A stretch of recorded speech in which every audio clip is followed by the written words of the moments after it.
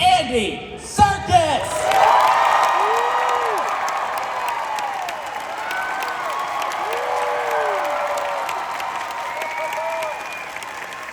Hello, Kansas City! Fantastic to see you all. You're looking great. Whoa. So we were just backstage talking a little bit about the wealth of restaurants here at Kansas City. Yeah, I can't wait to get out there. I'm starving. I'm just talking about it. Well, you mentioned you're a pescatarian, right? Yeah. So anybody, listen, ladies and gentlemen, as much as I would love to claim I have the resolve to be a pescatarian, I don't. So does anybody in the audience have any recommendations about a good, fish only? What we got? Horgman and Schmitz? Okay, that sounds good. What What about barbecue? I've heard barbecue's pretty good. What about barbecued fish? Anything? Any takers? Jack Stacks? Okay, yeah, that's it. That's tonight. Thank you. So not for nothing, any fans of Blue Nile Cafe? That's where we're going. We're pretty excited. Well, ladies and gentlemen, this show isn't just for you guys. You guys can be a part of it. We have a floor mic over there. If you guys would like to start making your way, oh my gosh, maybe not run. Over there, we can get your questions answered. So while everybody is slowly moving their way over to the floor mic, Andy, I did want to start us off with a huge focus, or at least a sizable one, a focus on your career being with motion capture. I was curious to wonder why you chose to open up your own studio.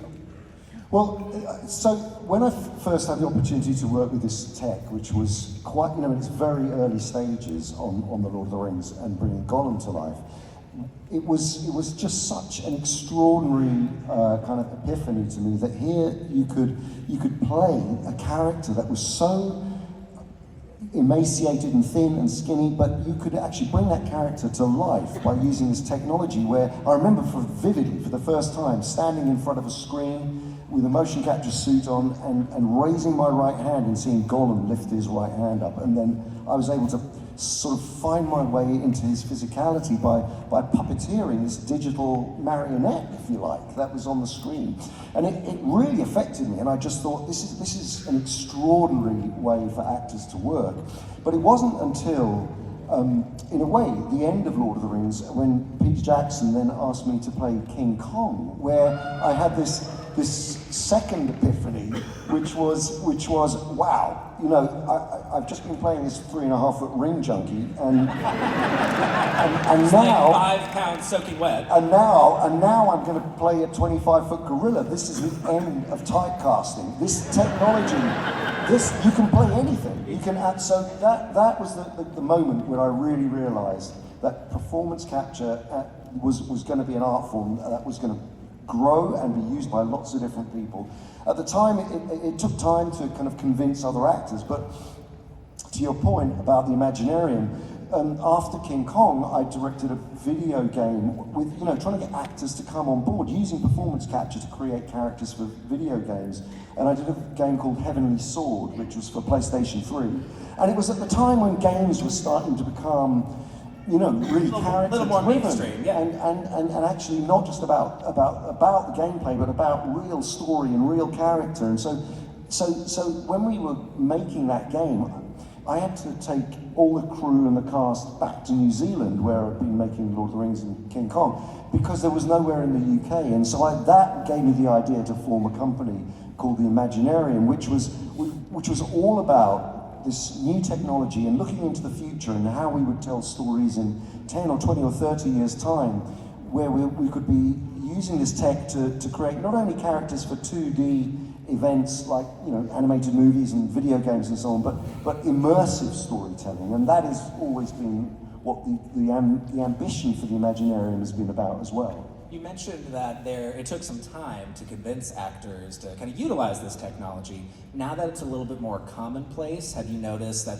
a lot more actors, especially maybe the newer age ones, are a little bit more excited to utilize the technology? Everybody, young actors in particular, are super excited about it. It also goes along with the fact that you know, this sort of, a version of this sort of tech is available through Snapchat filters, and the idea of, you know, putting another digital mask on your own face, it's sort of just become commonplace in a way. So the thought of being hidden behind a digital mask no longer terrifies actors. You know, actors would have been happy back in the day to climb into very, you know, to prosthetic suits like John Hurt playing the Elephant Man, or Gary Oldman playing Winston Churchill, where you're or Colin Farrell playing the Penguin, you know, where you're totally unrecognisable. But the idea that and so you wouldn't necessarily know that was them on screen.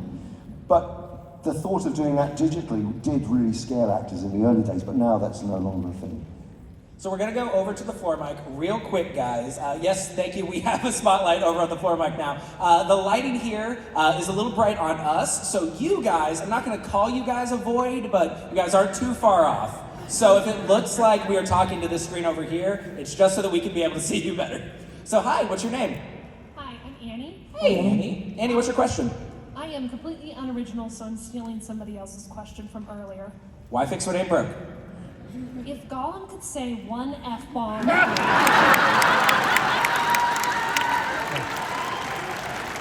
just one, where would it be? Andy, thank you so much for bringing up that question at our family-friendly show. Let me think now. I mean, he would probably say something like, "Asshole." Now, I hope that's not going to go viral, and I know it will. Thank you for your question, Annie. Hi, what's your name? Hi, my name's Melissa. Melissa, what's your question? So the movie that makes me weep the most is Return of the King, and I wanted to know, is there a movie that makes you cry the most? Oh, wow. There's an amazing film that I've watched many, many times called The Piano, which was directed by Jane Campion. And that film, for me, I just find it such a moving piece of cinema. And in fact, it was one of the films that really inspired me to go and want to work in New Zealand. I absolutely adore that film. So I think that would be the one. Great, thank you.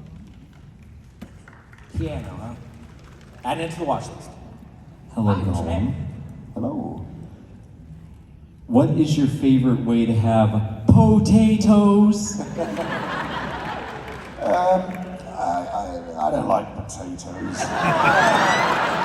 I've grown to dislike them immensely. I mean, just raw and wriggling. Thank you for that. Well, hello. Hello, That is an outfit. What's your name? I'm Jake and I'm playing Mysterion. Love it. You Mysterion. look or awesome. You look absolutely awesome. Thank you. What's your question, Mysterion? Well, first I want to thank you for the audio versions of Lord of the Rings and Star My favorite audiobooks, versions of anything ever, and I listen to a lot of audiobook. Also want to thank you for The Prestige, your part in that. That's my favorite movie of all time. Oh, wow. My question is, of all the fantasy and sci-fi series, either on TV or in movie and development, is there one that you would like to be a part of that you haven't been a part of? I know you've been a Star Wars, Marvel, DC, you know, Lord of the Rings. Is there anything else you would like to be a part of? Wow, gosh. I mean, do you know what? I actually really love Star Trek. Star Trek for me is... I would love to go to boldly go. You know, I would really love would. to see you boldly go. So, yeah. Thank you. Pleasure. Hi, what's your name? Hi, my name's Joey. Hi, Joey. Joey, what's your question? My question is that if there was any line from Gollum, what would it be? Like, what's your favorite line from Gollum? I think really it's a tricky one because there's some great ones, but I think it's probably mine. It came to me because for me it's like it really sums up the character of Gollum in the sense that he is fatally drawn to this thing which he can't escape from, and and it's, for me, it's about the lack or the possibility or the lack of redemption for that character. So it's something that he craves, that he can never escape from, that he will always be beholden to. And I think that there's the fact that it came to him and has trapped him and entrapped him. But there is this chink of possibility that he can escape from it. And I think, Gollum is such an extraordinarily complex character, and I think it really, for me, those words really are quite haunting, because it really, it's what drives him. Thank you. Hi. What's your name? Mr. Serkis. My name's Edward, and I wanted to just start off by thanking you for killing it in the dance sequence, the Thriller dance sequence in 13 Going on 30. I was not expecting that, but thank you. I've enjoyed Lord of the Rings through its many forms since I was a kid, but last year was the first time I got to enjoy the audiobooks, and I was very curious how that opportunity came to you, and what was the process like for you developing those, especially with so many unique voices that have so many different renditions previously. Well, it actually all started back during the COVID days, and I wanted to do something to connect with people, because I just, as we all felt, so incredibly isolated at the time. So I got in touch with, through my agent, to the Tolkien estate, and I asked if I could do a reading of The Hobbit, which became this thing called the Hobbitathon, and I did a reading of the entire book in one day, non-stop, with only two 2-minute breaks, and it lasted 11 hours, and it was to raise money for the NHS at home.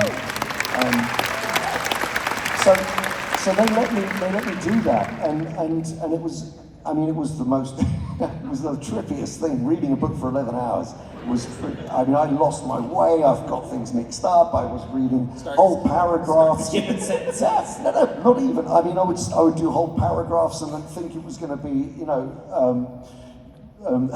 Bilbo who had said all this in the paragraph, and it was Gandalf, and I was like, oh, no, I'm going to have to go back, sorry guys. It really was a trip. Anyway, when I got to the end of that, they said to me, okay, that was great. Would you like to record the audiobook? So I was able to go back in, and I thought, wow, this is going to be tough. And then I had 2 weeks to record that, that's, it's you and a microphone for 8 hours a day for 2 weeks, okay? And so it was an incredibly, it's a pressured situation, and in The Hobbit there are so many different characters as well, but I loved doing it. And once I got to the end of it, I thought, wow, I've made it. That's it. Okay. I think I did it justice. I don't know, but I hope so. And then they came back to me immediately and said, that was great, Andy. Can you do the Lord of the Rings? And I was like, are you kidding me? What? It was just like the thought of going. So I had 6 weeks then.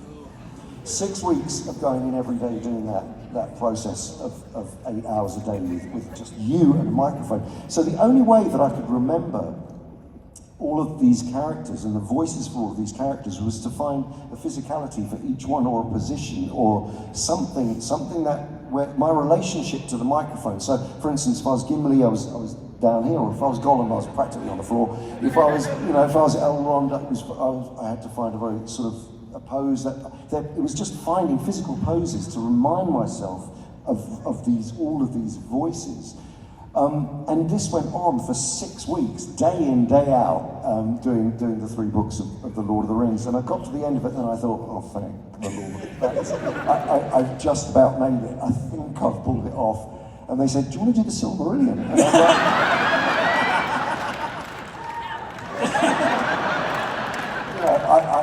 and I went, I am not, okay, yeah, I will.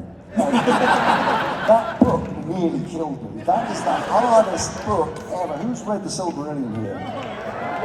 It's a beautiful book, And I have to say, the same trippiness that I kind of had when I was doing The Hobbit, I sort of had that experience reading the Silmarillion. There are literally passages in that where I just was going, woo, like off, and it sort of just went with it. It was the most amazing experience, actually.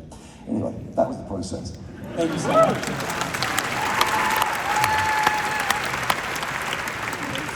Hello again, my precious, my love. Excuse me, sorry. Something got in my throat. Mr. Serkis, what an absolute honor. You are, sir, not just an inspiration to me, but an absolute pioneer. I love you so much. Your work on Lord of the Rings, Supreme Leader Snoke, King Kong, and of course 13 going on 30. You know, No. Best movie.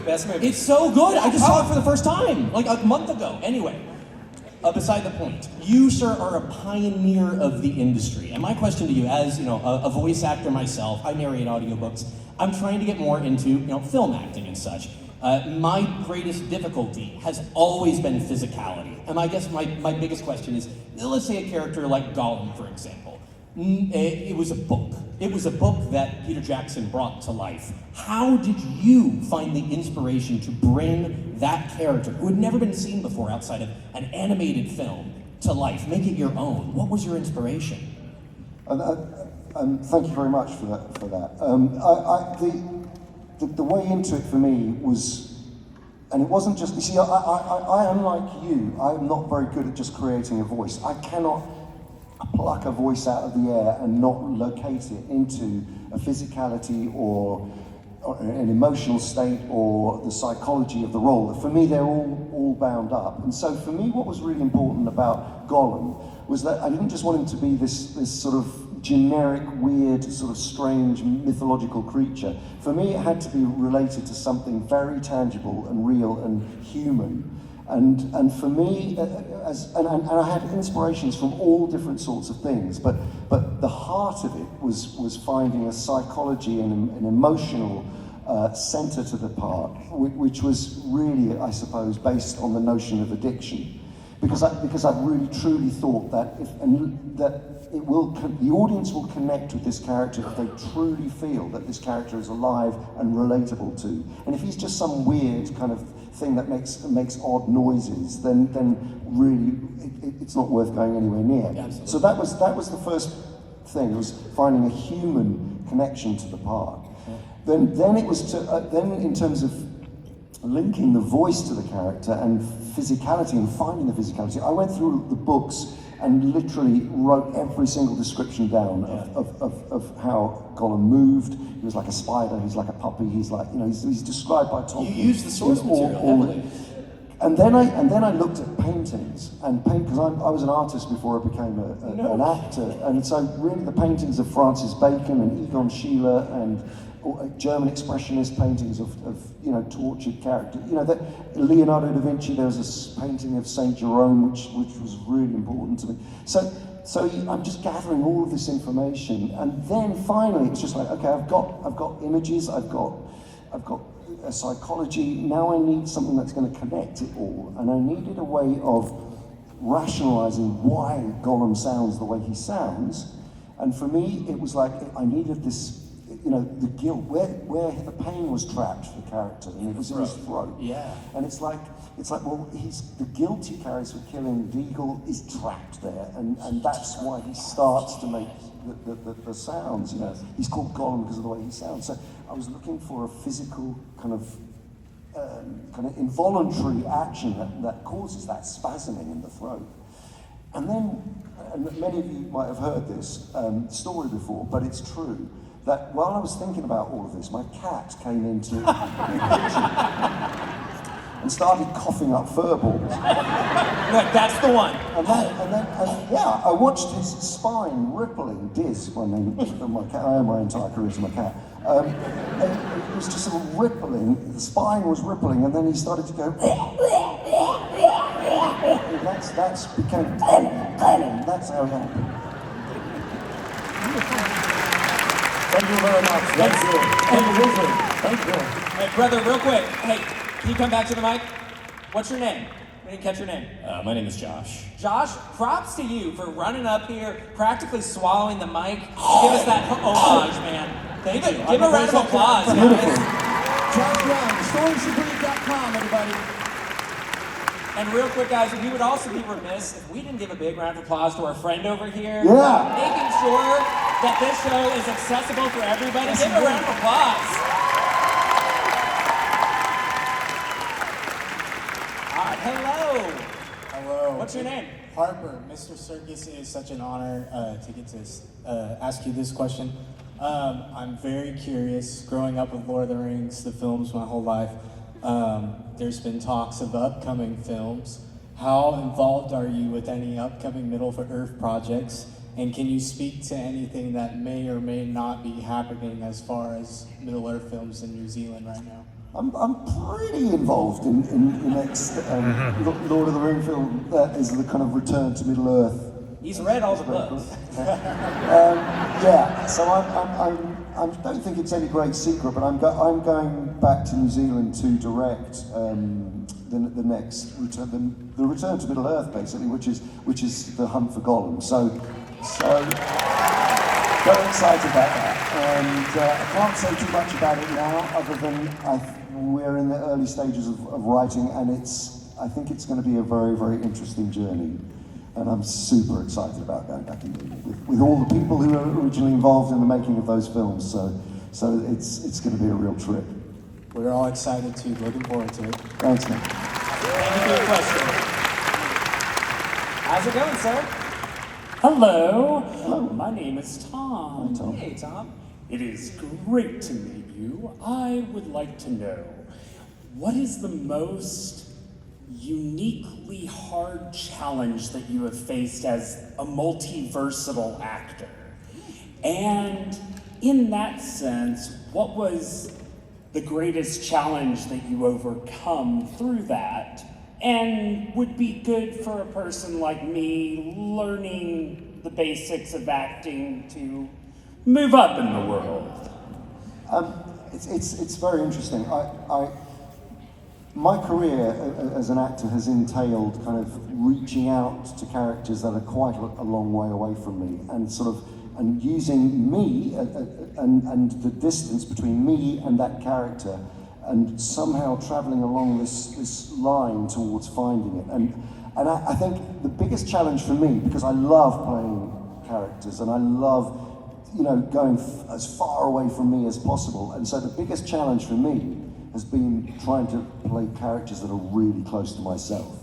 Now, which isn't to say that you don't use enormous parts of yourself in every role I play. There's obviously large parts of myself in it, but as I get older and as I get, I suppose, as I know myself more, the challenge for me is to actually bring it closer to be. In fact, I did a play last year. The first play. I used to do a ton of theatre. I've done literally, 20, 30, 40, 50 plays in my life, and in my early career. And then I didn't do any theatre for 22 years, whilst my film career was taking off, and my directing career was taking off. And just recently, I did a play with Woody Harrelson and a wonderful actress called Louise Harland, who was in a series called Derry Girls. I don't know if you've ever seen it. She was amazing, by the way. But I played this character on stage that was about as close to myself as, and I was playing a director, but I played him as myself, and that was a really, for me, one of the biggest challenges. Interesting. Okay. Thank you. Pleasure. Hi, what's your name? Hi, my name is Ash. Hi. I'm actually here because it's my birthday. Happy birthday! Happy birthday. Do you think we could real quick sing a very quick happy birthday for Ash? I think we should. All right, on the count of 3. 1, 2, 3. Happy birthday to you. Happy birthday to you. Happy birthday, dear Precious! Happy birthday to you. Ash, what's your question? Well, that kind of derailed my brain for a second. My question is, if there was like a non-canon ship in Lord of the Rings that you full-heartedly would want to get together, what would it be and why? Sorry, I missed. I heard So non-canon. So she's asking what non-canon ship or relationship between two characters in Lord of the Rings. I see.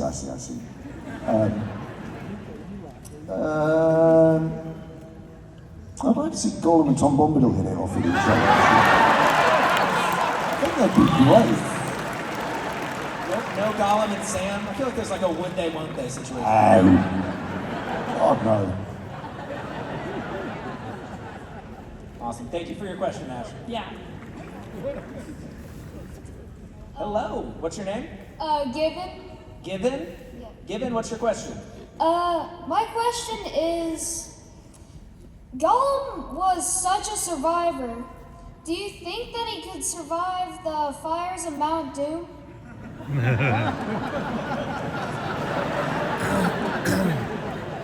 Probably not, I would say. Look, I hear you, because he is a survivor, and actually, Gollum is such a defender of Smeagol, and he would, but normally under any other circumstance, but I think it's a little bit too hot in the fires to survive that one. But I would like to think he thought we could.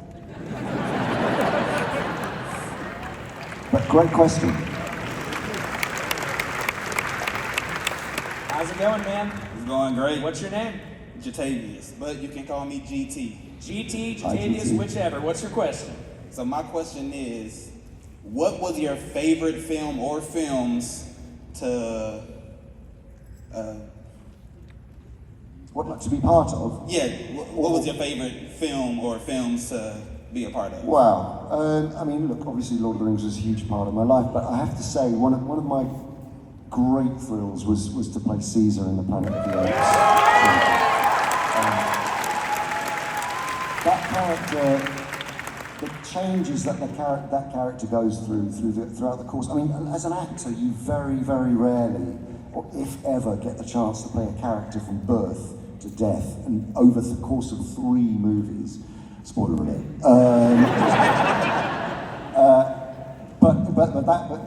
Literally, the amount of change that character went through, being brought up by human beings, believing himself as an ape to be human, and then finding out in his teenage that he was in fact an ape, and then being thrown into this bunch of disparate apes that he had to kind of galvanize, and then he leads a rebellion, and then in the second film he has a family, and they've created a community, and then the community is broken by a friendship that is destroyed, and I mean it just goes on. And then in the 3rd movie, the being taken out of his moral compass, where his moral compass would normally lead him, and go on a journey of revenge. I mean it was the most beautiful, extraordinary journey. And not only that, he went from being a full chimpanzee into being almost human-like, and learning language and the psychology of becoming, again, sort of becoming more human-like in terms of linguistics and expressing using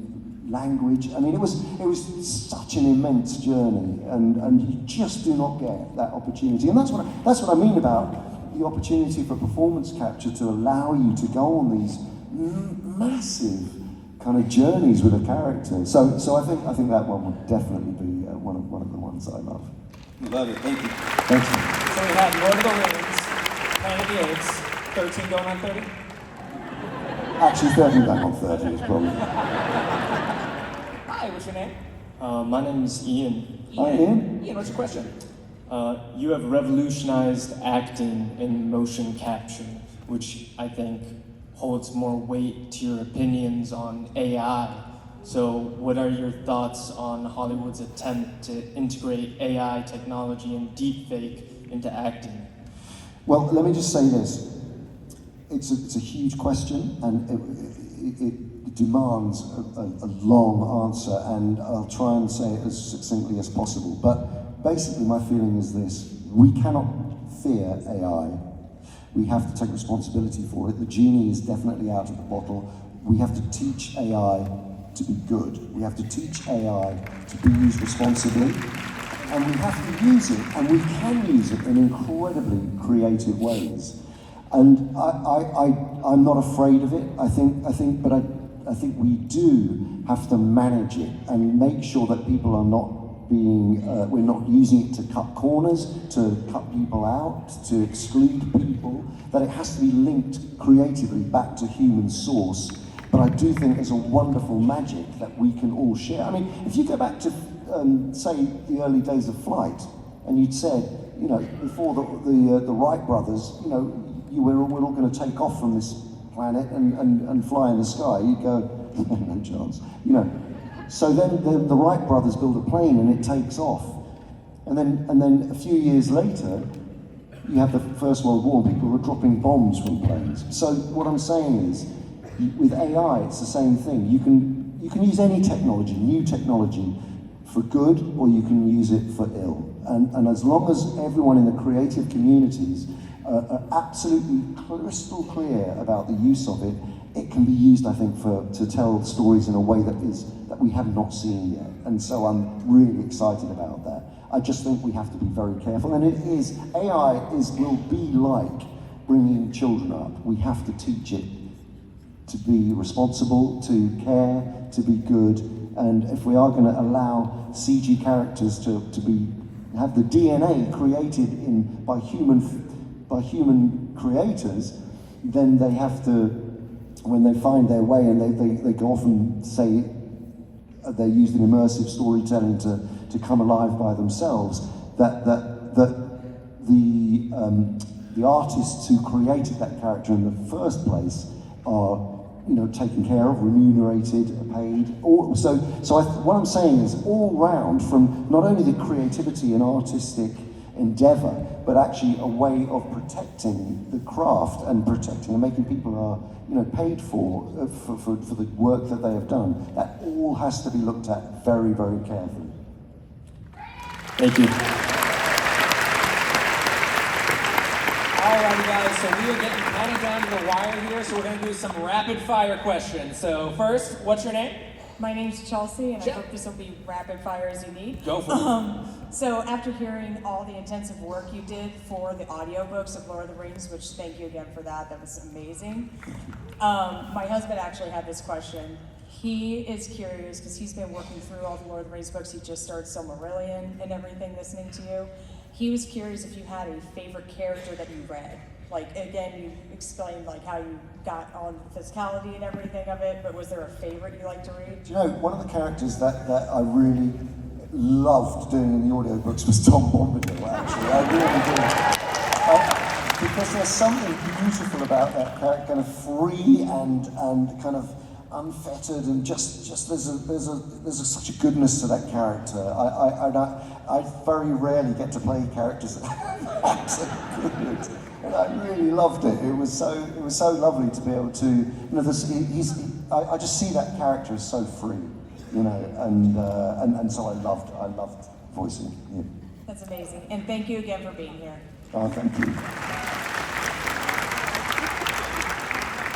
How's it going? What's your name? I'm Iris. This is my little sister, Amelia. She was too shy to go up by herself, but she wanted to come up a lot. Rapid fire question, as much as I can. Is there any character from anything you've done that you really went into as much as you could, and it was really felt like you? Well, I mean, as I say, kind of every character at the end of the day is an expression of yourself. You know, it's your take. Weirdly, and this is going to sound strange, but there is a lot of me in King Kong. Because there was no way. Look, there was no dialogue. There was no kind of there was no way of expressing that character other than through feeling. And what some of the decisions that we had to make about that character was about sort of feeling a bit of an outsider, but then finding a connection to someone, and actually that I think was I just had to draw from myself, and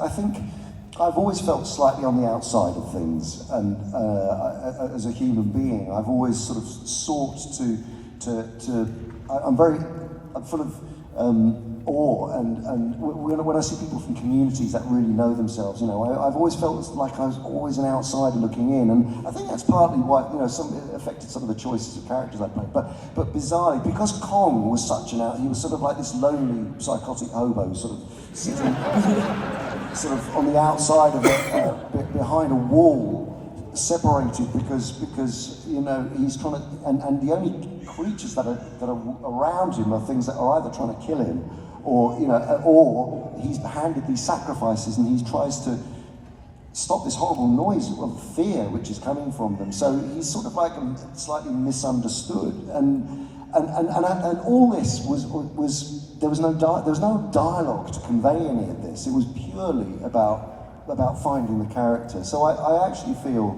bizarrely, although I don't really think of myself as a lonely psychotic hobo, but I do think there's a lot of Kong's kind of desire to connect that came from me. Yeah. Thank you very much. All right, so we have time for one more quick question. So what's your name? Hannah. Hannah, you're our grand finale. What's your question? I hope this is quick enough. What I've really been wondering, after both listening to the audiobooks, which are incredible, and then obviously watching the movies many times, is there a scene that from the books you wish could have been in the films, and vice versa, something that you guys portrayed in the films that you would love to see how Tolkien would write it? Wow, that's a really good question. Other than Tom Bombadil, because I actually would love to see that character rendered. I mean, obviously, I think although I've not seen it, I think he's in the Rings of Power, isn't he? I haven't watched it yet. Okay.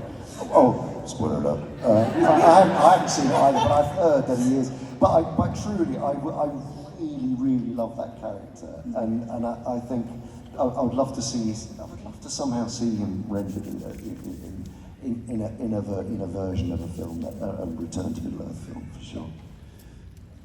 Well, thank you. Thank you. Ladies and gentlemen, did you guys have a good time? So real quick, before we wrap things up, we are going to be doing a kind of like a reverse selfie with all of you guys here on the stage. So if you guys... So squeeze up. Wouldn't mind, yeah, go ahead and stand up, kind of squeeze in. We'd love to get a group photo real quick. Oh my God.